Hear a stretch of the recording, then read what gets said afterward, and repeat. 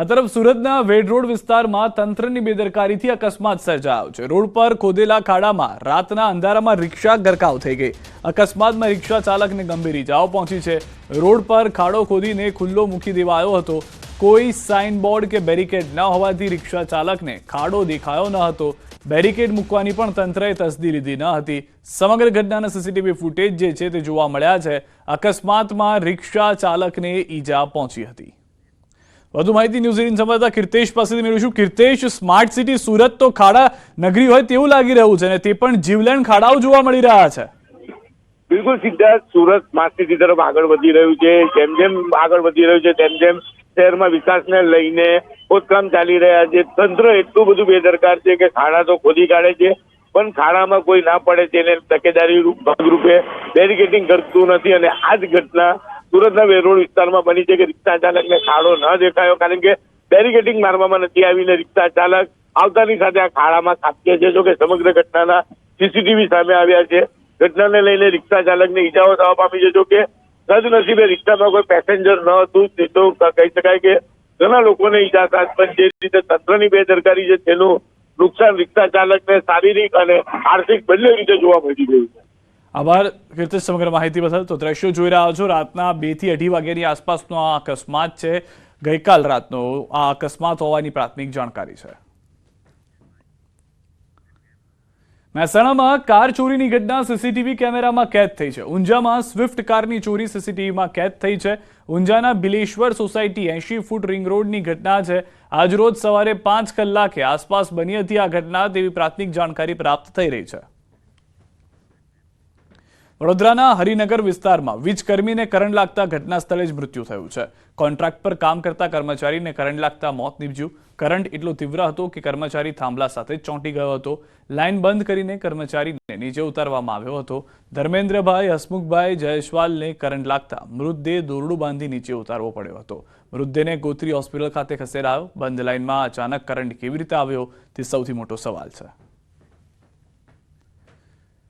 સોનાના ભાવ હાલ ઓલ ટાઈમ હાઈ પર જતા રહ્યા છે। રેકોર્ડ બ્રેક ત્રીજી જોવા મળી રહી છે। 10 ગ્રામના 24 કેરેટ સોનાનો ભાવ 87,100 રૂપિયાએ પહોંચી ગયો છે।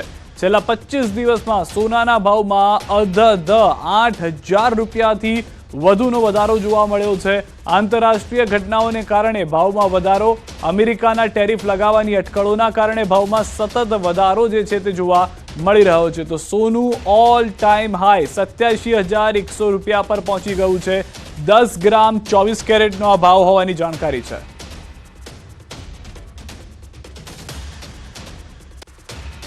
સોનાના ભાવ ફરી સર્વોચ્ચ સપાટીએ પહોંચ્યા છે।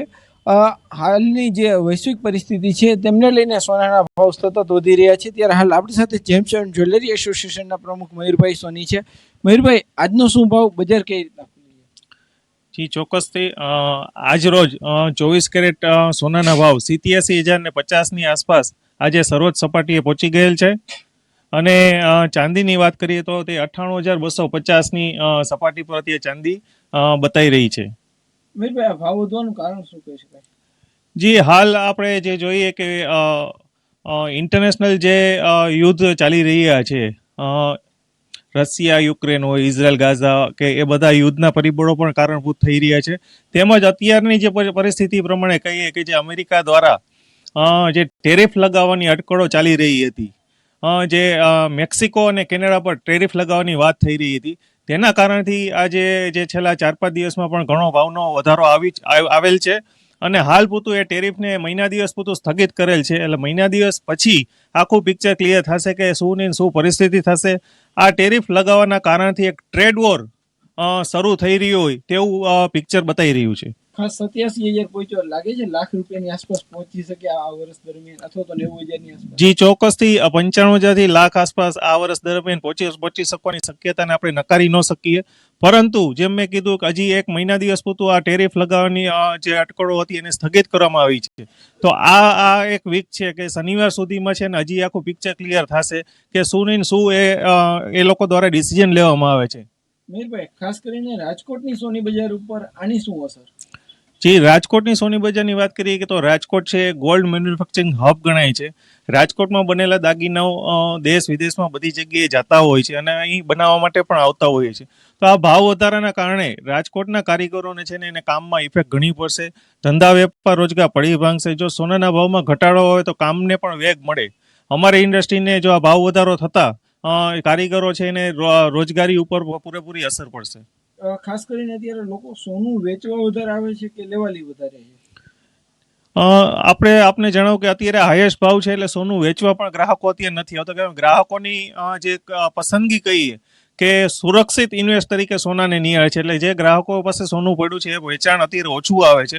પરંતુ હાલ પૂરતું જે ઇન્વેસ્ટરો છે ખરીદીમાં પણ રોક લગાવી છે કે જે સ્થિતિ જોઈ આવનારા દિવસોમાં સ્થિતિ જોઈ અને ત્યારબાદ તેમની ખરીદી કરશે. અત્યારના પરિસ્થિતિમાં જેમને લગ્નગાળાની સિઝન ચાલી રહી હોય, જે જરૂરિયાત છે તેવો દાગીનાઓ જ ખરીદી થઈ રહી છે. હાર્દિક જોશી, ન્યૂઝ 18 ગુજરાતી, રાજકોટ. પાટણથી સમાચાર. રાધનપુર નગરપાલિકામાં વફાદારીના શપથ કોંગ્રેસ દ્વારા ઉમેદવારોને લેવડાવાયા છે. ધર્મના નામે ઉમેદવારોને લેવડાવાયા છે શપથ. પક્ષ સાથે વફાદારી રાખવા માટે શપથ. વોર્ડની આખી પેનલ માટે મહેનત કરવા લેવડાવાયા શપથ. કોંગ્રેસ નેતા જગદીશ ઠાકોરની હાજરીમાં શપથ લેવડાવાયા છે. રઘુ દેસાઈ જિલ્લા પ્રમુખની હાજરીમાં શપથ લેવડાવવામાં આવ્યા.